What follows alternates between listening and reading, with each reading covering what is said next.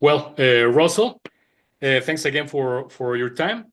So your career has been focused on a variety of themes: philosophy, art, law, English literature, bioethics, public policy. But your fiction writing has leaned toward fantasy and mostly science fiction. So, what is it about science fiction that you chose it as your genre of choice to write fiction? Yeah, it's a good question, and I knew from correspondence we'd had that you're going to ask the question. I'm not sure I can give you a terribly concise and cogent answer. It's a matter of how you grow up and how you sort of look at life when you're a kid, even how you turn out as a writer. I always had a love of science. Even from as far back as I can remember, when I was a very small child. And I've always looked at the world, I guess, through the lens of science. So it makes sense that I came to love fiction that's written from a point of view that it has an understanding of the scientific understanding of the universe we're in, right? And that when I came to write some fiction myself, uh, then I would also write against that kind of backdrop, that kind of understanding of the universe that we have. A universe that's billions of years old, not thousands of years old as we once thought. A universe that's vast in space as well as time, a universe that we are coming to understand more and more at all sorts of scales. Um, that bigger and deeper understanding of the universe, I think, is one that it's natural to draw upon.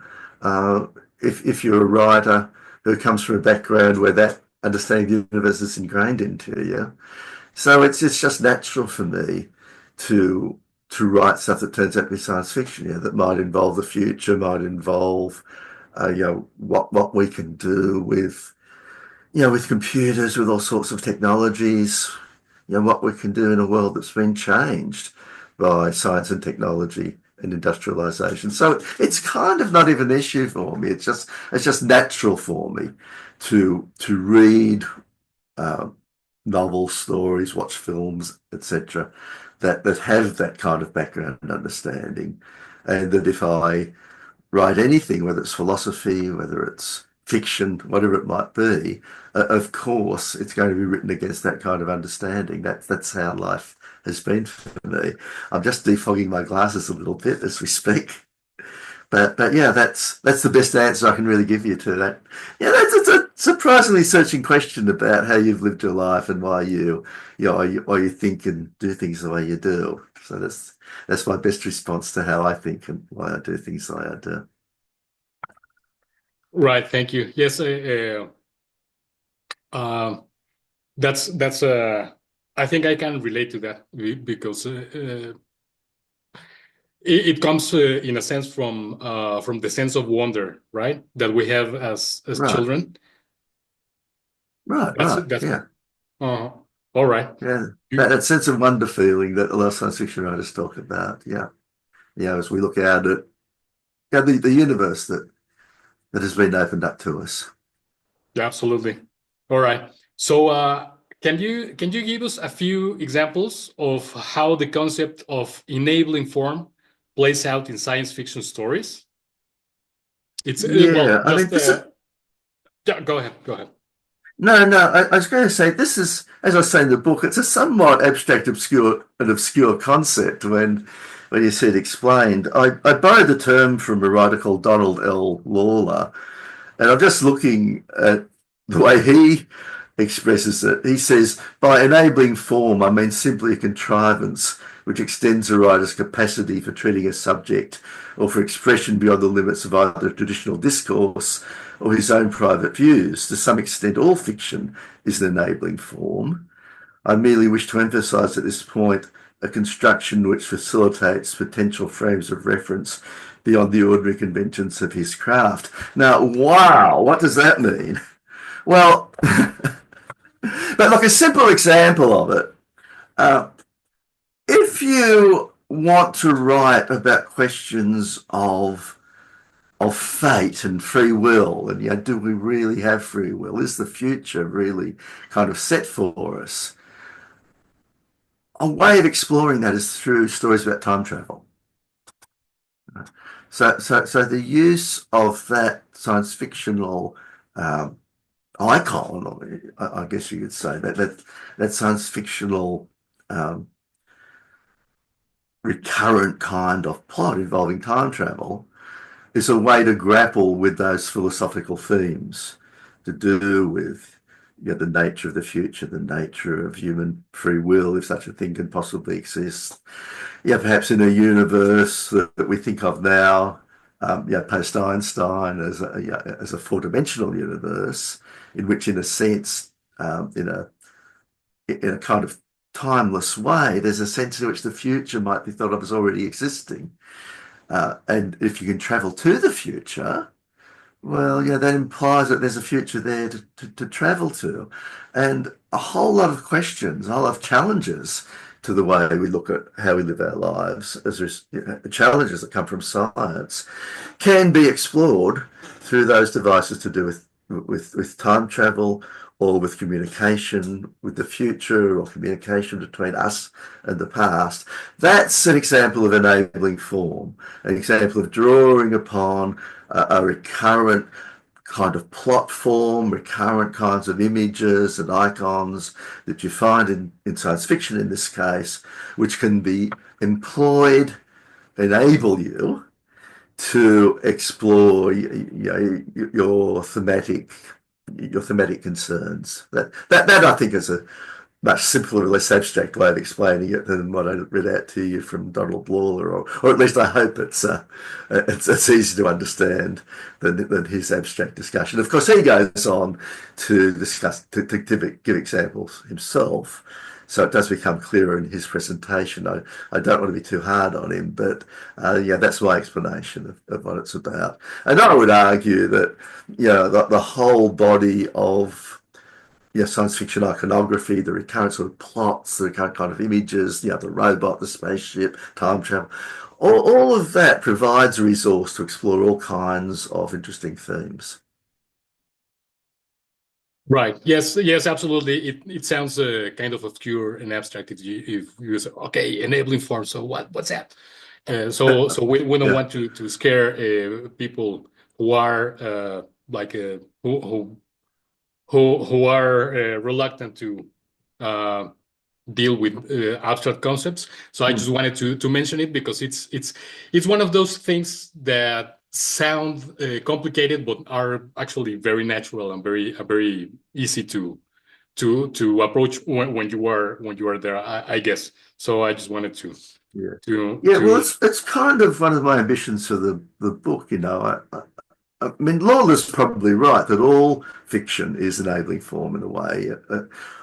All of the kinds of recurrent plots, the archetypes, the character types, and so on, all of those things that you find in the body of world fiction are a great resource for exploring ideas, for exploring themes, for exploring the kind of anxieties that we have, the kind of things we want to understand.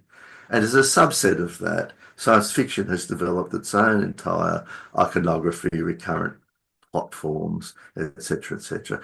And they're a fantastic resource for authors to explore their thematic interests, and it enriches the reading of science fiction when you have an understanding of that, and some detailed understanding of how it works in the kind of recurrent plot forms, etc., that we have in the science fiction genre.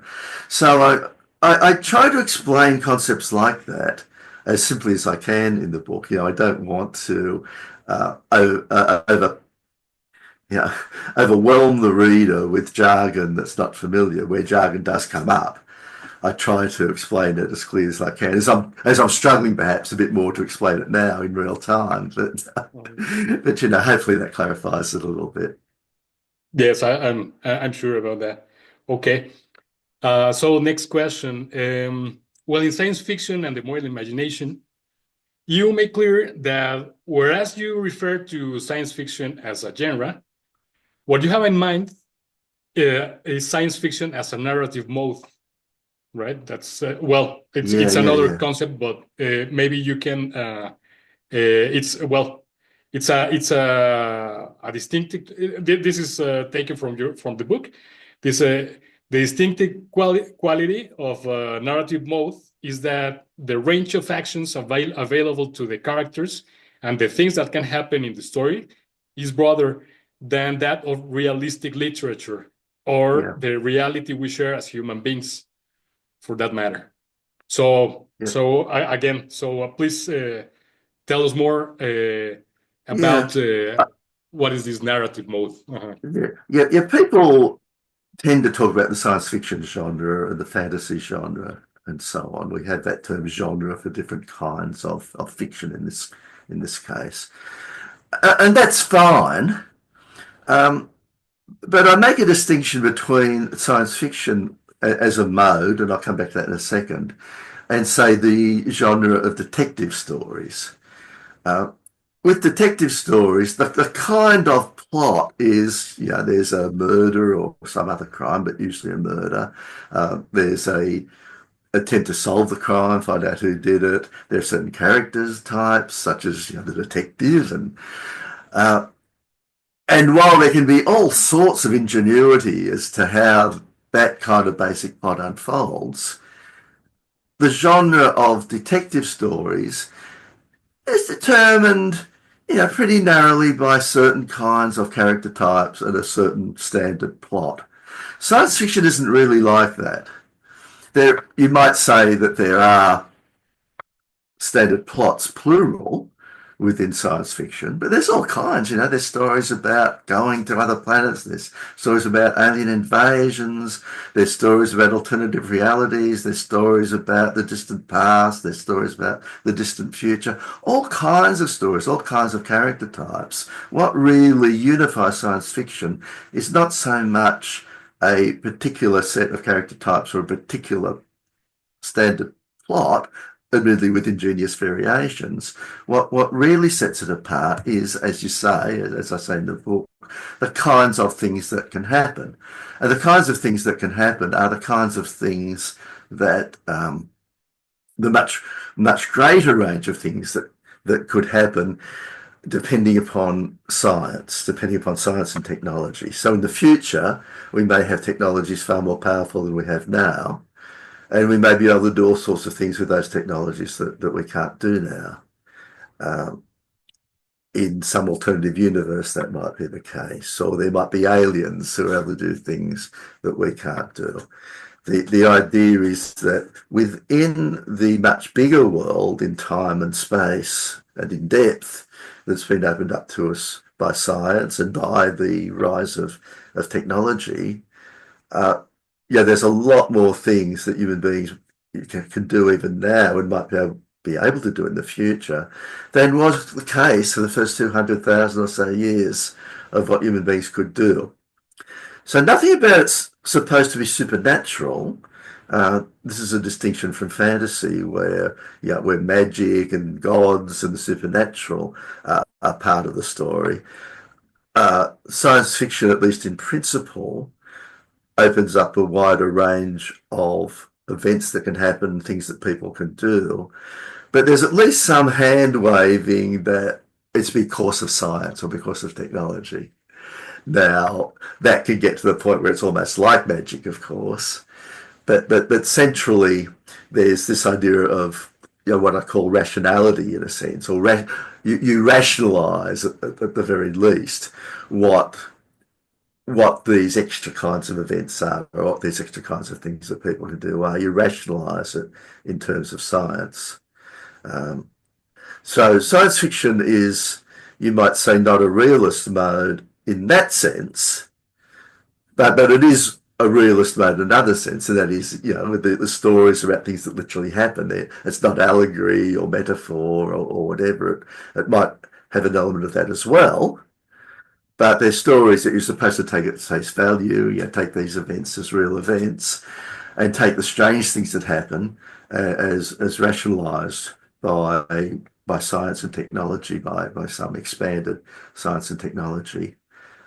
So that's really what I mean by a mode. As you read out, it's to do with the kinds of things that can happen, the range of things that can happen in the universe. You might say myth is a mode. You know, myth is about gods who can do anything.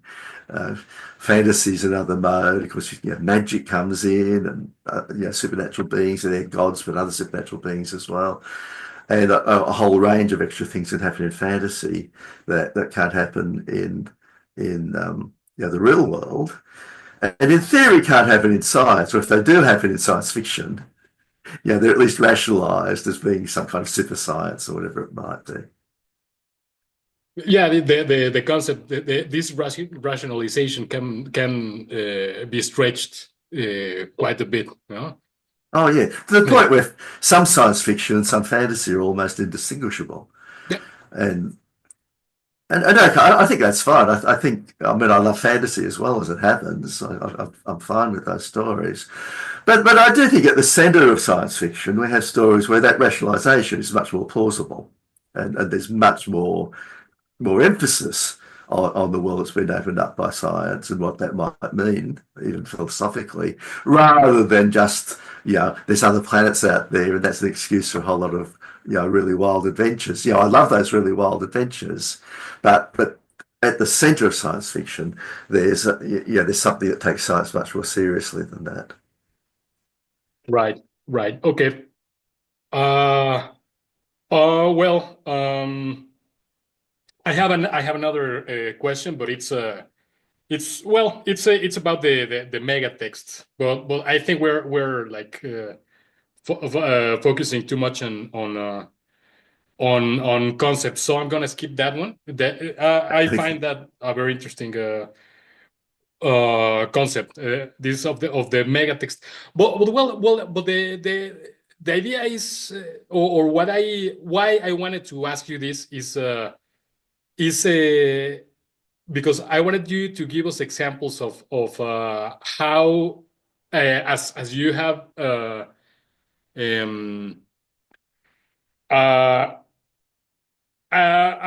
throughout your career and your knowledge of science fiction, what concepts you saw incorporated into the mega text of science fiction that weren't there like 30 years ago, and now there are, or that you saw entering right into Right, these right, right. mega texts, Yeah. and how the interpretation of these elements has changed. Yeah. Okay. Look. This megatext idea isn't that complicated. It's just that science fiction does develop, yes, sort of recurrent kinds of images, icons, kinds of events. So, you know, we have space flight, we have spaceships, we have advanced weapons, we have robots, we have aliens. You know, we go on thinking of all kinds of things, character types, kinds of technology, and so on that keep coming up in science fiction because when people were thinking about the future, these are the kinds of things that they imagined might happen, or that's a large part of it. So we see all these science fiction novels and movies which have spaceships in them. Spaceships are part of that megatext. We can see this whole cloud of, you know, recurrent icons. And as I said earlier, they provide a resource for storytellers. They can be used for oral purposes. When we think about the robot can mean different things. If we know, oh my God, you know, the robots are going to take over, or it could mean, well, what is it to be human? At some point, do these robots really seem as you know, as morally worthy of concern, for example, as human beings? You know, what is it to be worthy of moral concern? You know, the image of the robot or the android can be used in that way. So you can see how different aspects of this megatext, the spaceship, the robot, the alien, and so on, can be used for thinking about, you know, moral problems, philosophical problems, and so on that concern us. and they can be used in different ways. The example of the robot that I just gave is a really good example because there's a range of ways that robots can be used in science fiction to kind of explore moral, philosophical, etc. concerns. So that's the general idea about the megatext. And once again, in the book, I explain that. I don't try to introduce jargon without explaining it. And that's all it is, really. But it's a useful thought. We need a word for that. And that's the word for it. Now, as for how the megatext changes, well, as our understanding of the future changes, for example, the images that we use to depict possible futures change. So by the 1980s, even before that to some extent, but by the 1980s, the megatext was starting to change a lot, or at least to be expanded to include ideas like, say, mind uploading, or technologies that might be used to change the way our minds function by interfering directly with our brains. So ideas of neurotechnology, ideas of cognitive science and computer technology, all of these new technologies that arose in the second half of last century start becoming very important in science fiction because they start being more relevant to the kind of world that we're starting to live in the second half of last century, and increasingly that so over the last 50, 70 years. And those images and ideas have become much more dominant by now. Here we are in the 2020s, and science fiction is full of images of mind uploading, mind melding, mind modification, all of those kinds of things. Not taking away the old megatext of time travel ideas, space travel ideas, but adding to it and deepening it, and often kind of blending with it. And I'm sure as new technologies that I can't even imagine now, start to become available in future, those will also find their way into the kinds of images and recurrent plot forms, etc., that we find in science fiction. Right. So I guess in a sense, if we see some of these icons or elements appearing in science fiction, in recent science fiction, that probably works as an image of what is coming in the future, right? Yeah. It's an image of what's bothering us now as technology changes and what might be coming in the future. Yeah, exactly. All right. Okay. So so concerning the scientific understanding of the universe, in a previous conversation, you made us aware of the distinction between the manifest image of the universe and its scientific image, right? And on the other hand, that philosophy is to a large extent mediation between these two images, right? Now, I take that from a philosopher called Daniel Dennett, who you're probably familiar with, and hopefully some of your viewers might be familiar with. Well, I'm familiar because you pointed it out. So I wasn't aware of that concept. So you were saying that perhaps science fiction plays a similar role, and that is consistent with the arguments running through science fiction and the moral imagination. So could you please break down these ideas for us? Yeah. The idea is just that the world that as it was understood, say in Europe, before the rise of science, looked very different from the world as we're informed by science. And indeed, the world that we experience every day in our lives, just going about our business, dealing with medium-sized objects, dealing with other people and so on. That world is, in a sense, a much smaller world and a very different world from the world that science tells us is the reality that we're living in. Again, that's very abstract. To be more concrete about it, it's not that long ago that people in Europe thought the world, our planet, we now think of it as a planet, that itself is a change, that they thought that the world was about 6,000 years old. There's a general idea that God created the world, not that many thousands of years ago, and that's kind of as far back as you can go in history. We now know through science that that's totally wrong, that our planet is something like 4 billion years old, that our universe is, well, I'm not sure what the latest figure is. I want to say 13.8 billion years old, that figure may have changed, but something like that. 13, 14, whatever it is, billion years old. The universe is much vaster than we could have imagined before science started exploring it. Science also started exploring the world at a very tiny scales.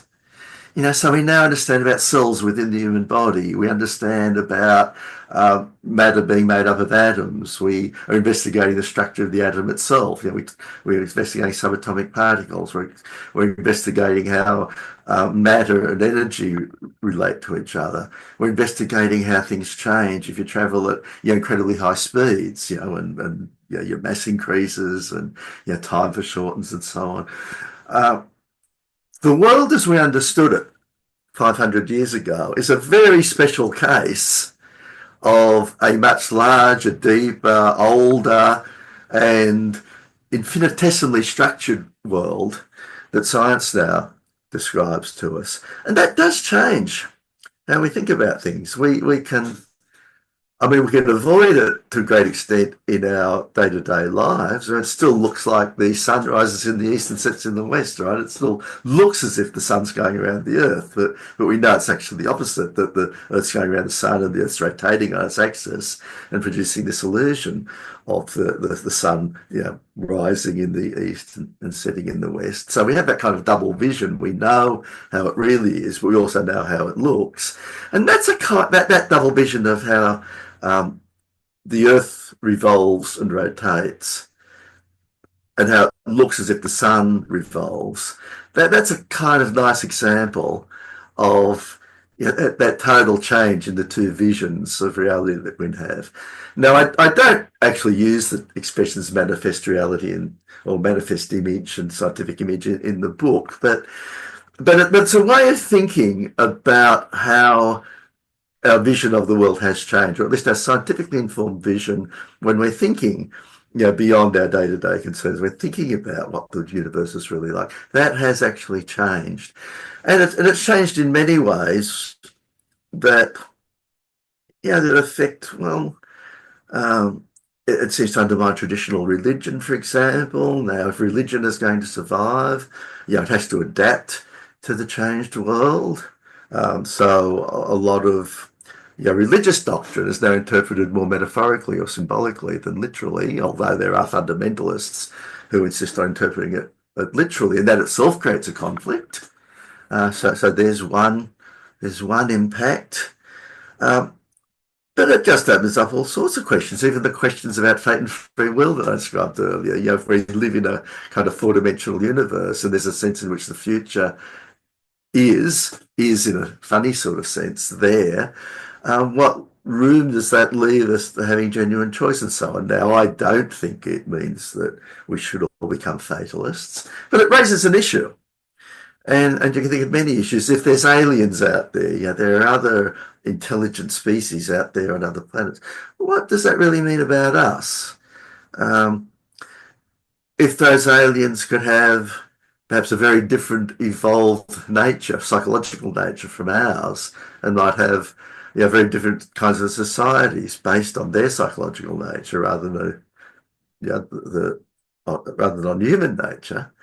What does that tell us about human society, about human moralities, etc.? You can take this, you can multiply numerous examples. And for people who think in this way, who are very conscious of the way science has changed our version of reality and kind of live with that from day to day, it does open up a different way of thinking about the world. And it opens up new resources for storytelling, as I say in the book. And of course, science fiction writers have seized those resources for storytelling and have used them for moral and philosophical exploration as well. Right. Yes. Okay. Well, this is a big concept, and it's not easy to. So I wanted uh, to kind of wrap it up, but it's I'm still in. I'm still trying to understand it myself, right? So it's Okay. okay. So in chapter 3 of science fiction and the moral imagination, it deals with our attitudes toward technology, technophobia, Right. technophilia, and the Galilean scientist. Um, and science fiction characters who are Galilean in character. Now, despite its evident advantages in terms of efficiency, long-term economic benefit. Well, here I'm talking about nuclear power. Well, so All right. it's very efficient. It has long-term economic benefits. It's very safe. Right. Its environmental benefits before climate change are evident for me, but unfortunately, it has been shrouded in an aura of controversy, fear, and public skepticism. So Mm.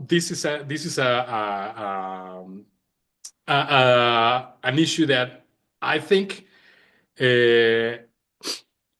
the arguments in the chapter in this chapter of for attitudes toward technology, how can they Mm. apply to nuclear science in your opinion?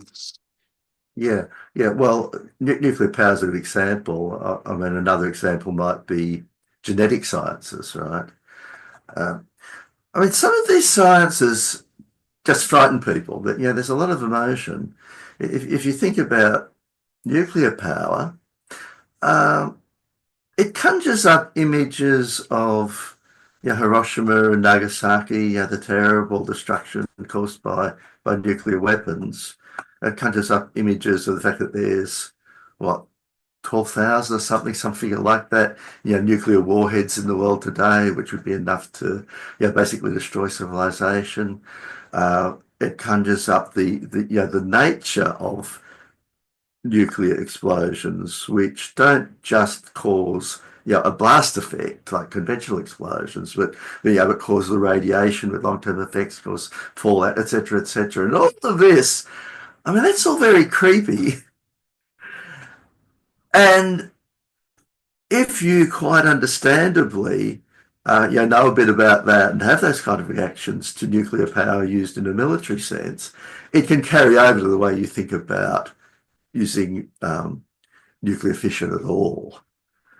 And it might be hard to take away that emotional residue when you're thinking about, well, would it be a good idea for the purposes of combating climate change, for example, to keep going with nuclear reactors in those countries that have them, and to introduce them in countries that have avoided them, such as Australia, by the way.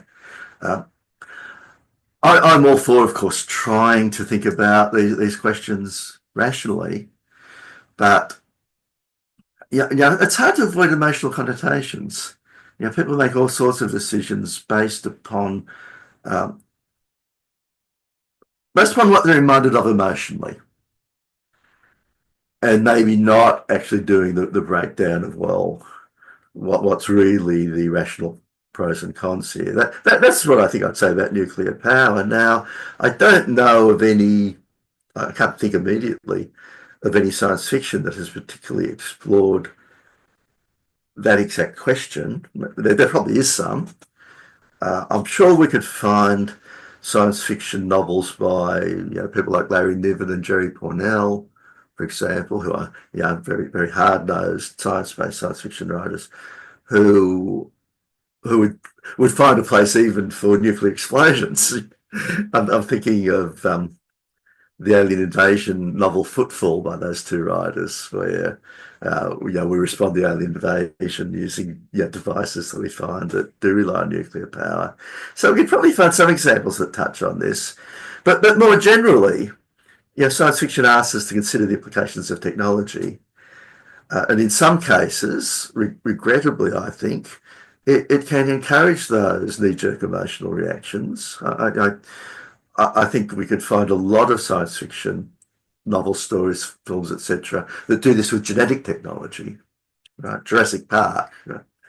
But lots of others as well.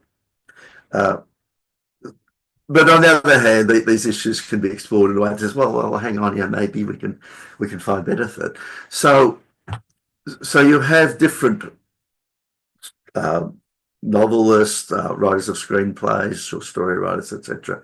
Exploring the implications of various technologies, and there's this technophobic tendency, being concerned about the harm that these technologies might do, the way they might be misused. Issues about, well, if we have all these extra powers that arise from science and technology, what is a good way of using them, what's a bad way of using them? And the technophobic imagination tends to look at, well, here's the risks, here's the bad ways, and possibly drawing upon that emotional overlay that I was talking about. There's another strand in science fiction, though, which imagines that there's a marvelous human destiny ahead of us, and that technology will help us achieve that destiny. So you get the technophobic and the technophilic imagination, the fear of technology and the love of technology coming through in science fiction. So, okay. Well, yes. Concerning that this question, I was asking it because, yes, of course, science fiction has itself a moral responsibility, right?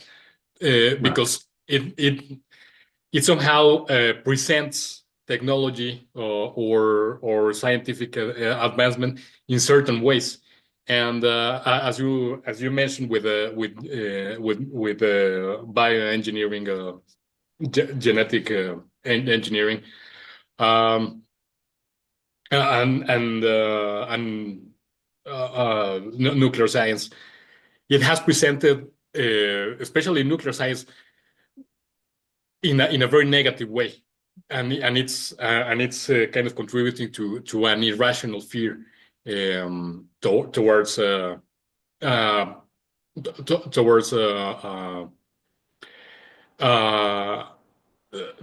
this technology in particular, and it could happen with anything. I mean, with the artificial intelligence, it could also contribute to a negative profile of that technology. So that's I wanted to bring that into the conversation, right? I think it's legitimate for science fiction to present the downsides or the possible downsides of these technologies and express concerns. You would hope, though, that it wouldn't get to the point, and I think it sometimes does, where we're just bombarded with negativity, and it strengthens the kind of negative emotional reactions. The technophobia that is pretty widespread in society, and partly the invention of weapons of mass destruction, such as in particular the atomic bombs that were dropped on Japan. I mean, those have certainly fed into the technophobia, and you can understand why. I mean, it does still seem crazy that we have all those nuclear warheads out there. I read somewhere recently that Russia has over 5,000 of them, and the US has maybe about 5,000 are approaching it, and China's got... That's still a scary world to live in, but it's not the same as using the very high technology nuclear reactors for electricity generation that are available these days, and which, as you say, are now seem to be very safe. And for some countries, depending upon their particular situation, that can be a very viable path forward. It may be that if, say, the developing countries in Africa are ever going to be able to make power cheaply available to their populations and lift their living standards, that might be the option, or one of the options, that they need to think about very seriously. And yet there's this kind of technophobic resistance. Whether it's, I have no idea whether it would be appropriate for Mexico. I don't really know that it would be particularly appropriate for Australia, the way Australia is developing and given its population and various other factors. But for some countries, it may be very appropriate. some of the countries in Europe, which have been tending to wind back nuclear power, maybe made the wrong decision. There's those issues that have to be looked at rationally. Yes, yes, absolutely, and there's much more on the negative side, right? Because it's easier, right? It's easier to come up with dramatic and attractive plots if there's a risk of destruction than talking about a positive thing, right? It's more attractive to scare out to freak people out. Okay. Well, finally, the last question like that I have like a structure like this. Okay. Well, yeah. I was telling you in the outline that I'm thinking about the Kurt Vonnegut, for example, as an example of a work that has predicted, in this case, the current emphasis on equity versus meritocracy, right? Kind of Right. kind of the Kurt theme Vonnegut's story, Harrison Bergeron, yeah. Henry Bergeron, or Orwell, right? With 1984, and the control of speech and ideas, newspeak, crime thought, or the rewriting of history and so on that is happening right now. So, can you cite some examples of works of science fiction that have predicted moral conundrums that are currently seen? Yeah. The thing about science fiction is it's not really predictive. It's if it's writing about the future, it's about possible futures and what that might mean for your present. And so I don't think we should expect that there would be science fiction novels or movies or whatever out there that really predict exactly the current scene as it's turned out. What we will find is that going back to the 1950s, and when we were talking earlier before this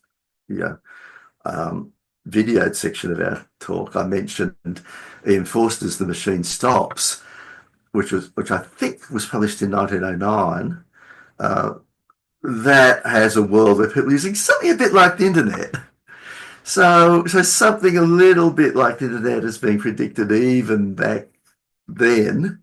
And certainly you can find books by, say the 1950s, 1960s, or whatever, that are predicting something a bit like the internet.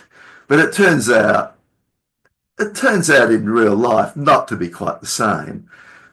H.G. Wells famously predicted the use of atomic bombs in one of his novels, The World Set Free, and he predicted the use of tanks, as in the military vehicles, the armoured military vehicles first used in World War One. But again, the way he describes them is not how they actually turned out. Whatever many years later, about 20 years later, I think they're not quite how they actually turned out. We can see science fiction novels with submarines in them, such as 20,000 Leagues Under the Sea by Jules Verne.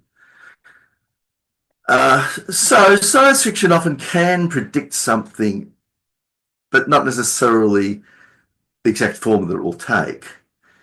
And it's really doing that, not in an attempt to tell you this is what the future will be like, but to say this is what the future might be like, and to reveal something about the present, about the way we're going, or about what life is like now, or even at a much bigger level, what human life itself is like. So I'm a little bit wary about this question about how predictive science fiction can be. On the one hand, yes, it can be to some extent. On the other hand, we have to be careful just what our expectations are. When I think about our current situation, our current situation right this minute, on the 12th of March, my time, 2025, we're going through what seems to be a very volatile period in world history right now. very difficult to see how that's going to work out in terms of the global economy, in terms of wars being resolved or not resolved, etc., etc. And I don't know what the future's going to look like in 2 years' time as we move through that. And I certainly wouldn't expect any science fiction novel to predict exactly our situation.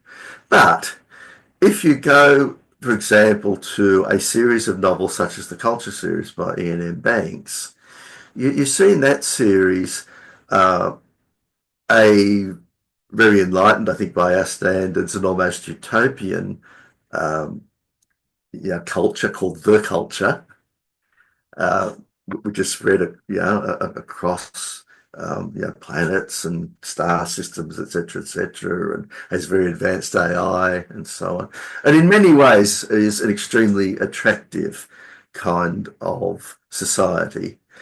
Uh, it is constantly dealing with all sorts of other societies at various different levels of technological advancement and with very different ways of living their lives. And in some cases, quite brutal, nasty societies that the culture has to deal with, that it has to make decisions. Well, how do we relate to these different kinds of societies? How much do we interfere? How much don't we interfere? When we interfere, do we have to do some quite unscrupulous things to achieve certain ends? Now, a lot of that kind of thinking can be applied to our world today, I think. Right? Uh, it's, these issues arise for a world in which we have many different kinds of societies now, different kinds of countries, and many different world views, many views about what's the correct religion, what's the correct morality, what's the role and the destiny of our society as some other societies.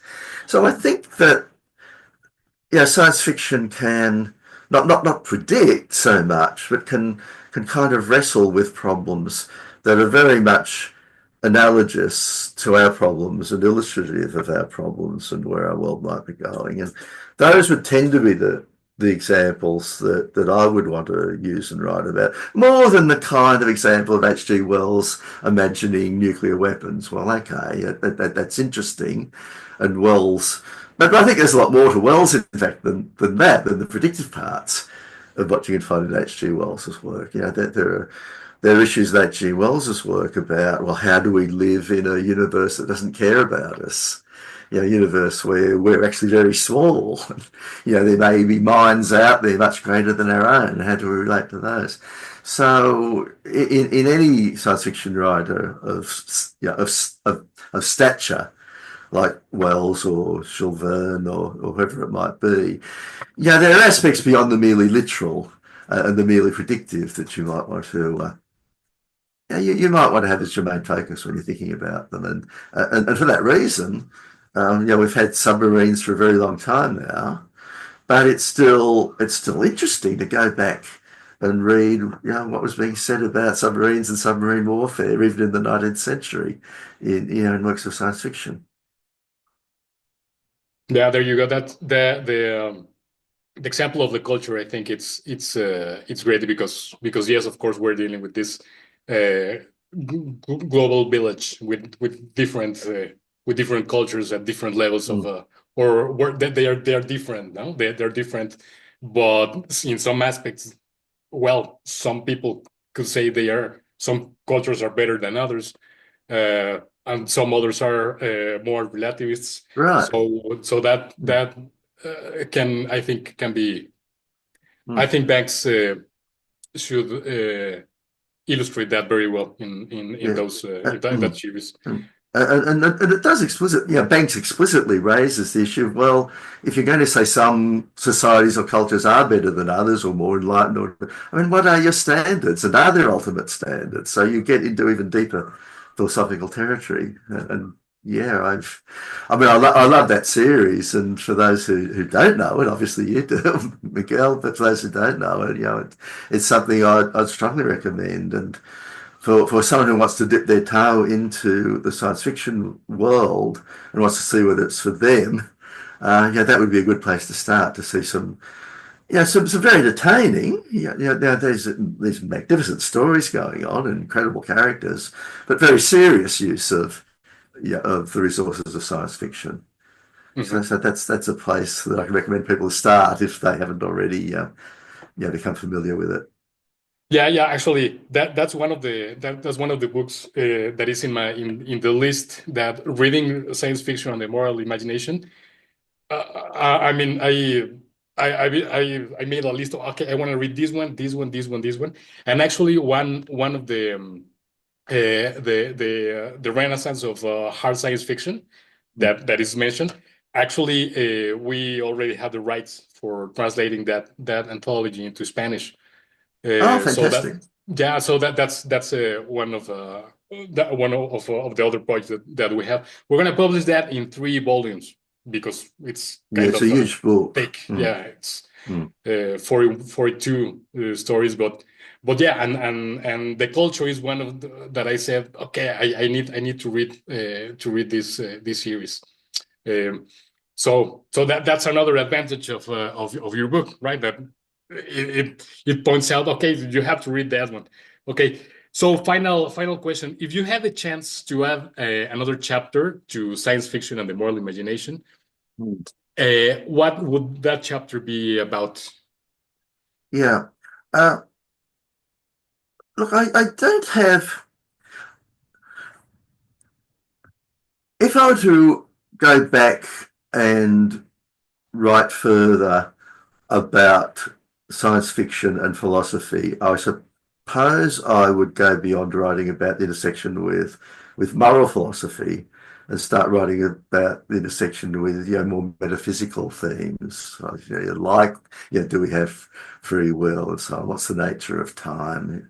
Uh, but that wouldn't be an extra chapter. That would be a separate book. And Exactly, there's a book I exactly. tend to write. And there are particular themes that I'd like to go into more deeply, like science fiction and its presentation of war. I mean, that could be a separate book, and it's a book I've sometimes thought of writing. If I wrote a new chapter, it would probably just be a chapter trying to bring the book even more up to date. I tried to have the book up to date pretty much right at the time when I was writing it. But I finished writing that book, put the finishing touches on it, sometime maybe around the middle of 2017. Probably still fine tuning it, but mostly wrote it the previous year. And I was using novels and films and so on right up to that time. But quite a bit's been written since then, of course, and I would be very interested just to sit down and really sink my teeth into material that's been written over, say, the last 8 years. Um, some major writers have arisen since that time. N.K. Jemisin is one. She won Hugo Award for Best Novel 3 years in a row, just after Science Fiction and the Moral Imagination came out. In fact, that book came out originally in 2017. I think she might have won those first of those Hugo Awards in 2017. Um, um, um, um, Martha Wells's Murderbot series is a series that I love very much that has only got going since that time. I don't think, though, that what's been happening since, say, 2017 has really broken new ground in the way that, say, the New Age movement, the New Wave movement did in the 1960s, or the cyberpunk movement did in the 1980s. I don't see a kind of quantum leap or whatever metaphor we want to use over the past 8 years, 10 years, this even this century so far, probably, that we saw in, say, the 1920s, 1930s, and then the golden age, so-called, from the late 1930s to late 1940s, and then another big leap in the 1960s, another big leap in the 1980s, and possibly a kind of leap in the 1990s with that sort of hard SF renaissance that we're talking about. Uh, I can't quite see it in very recent times, but there does seem to be, from my reading of, some very interesting individual projects going on. And I think just having the opportunity to talk about them would be beneficial. Yeah. and something I'd like to do, but of course there are always other priorities. Yes, absolutely. It would be very interesting to see what if one of these quantum leaps actually takes place, right? If Yeah, yeah. would be very interesting to see that happening. Well, Russell, thank you very much. You've been very, very generous with your time and with your ideas. I enjoyed this conversation very much, and it helps me on further understand the all the ideas that you set forth in your book. And thank you. Very good luck. Very good luck with the with your debut in Spanish. Yeah, well, thank you. This is the first, right? This is the first the first book that you published in Spanish. No, actually, Oh, okay. I edited a book with my friend Udo Schucklink called 50, 50 Voices of Disbelief, Why We Were Atheists. Um, so it's a book about philosophy of religion, right? I guess. That's an edited book, and that has had a Spanish translation. Oh, good. All right. Yeah, a few of my books have been published in various languages. I think that had a Polish translation as well, and I think it even had a Korean translation. So I have had some translations of some of my books in other languages, including Spanish, but not very often.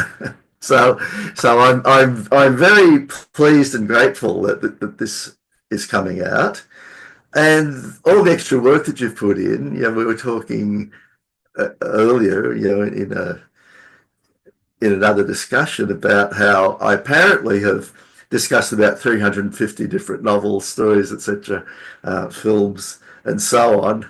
And I said I didn't know that it was that many, but you went through and you found them all, and you have a list of them all and have indexed them all. You've done a whole lot of extra work to make the Spanish translation even better. We've also caught a number of small errors that were in the text. I had caught a few of them at the time that we did an audio version of the book, but you caught a few more. So we're stamping out all those tiny errors as we go. So this will be the most definitive version that exists. Right. Right. So I'm very happy and thankful for that. Very, very, very good. So, okay.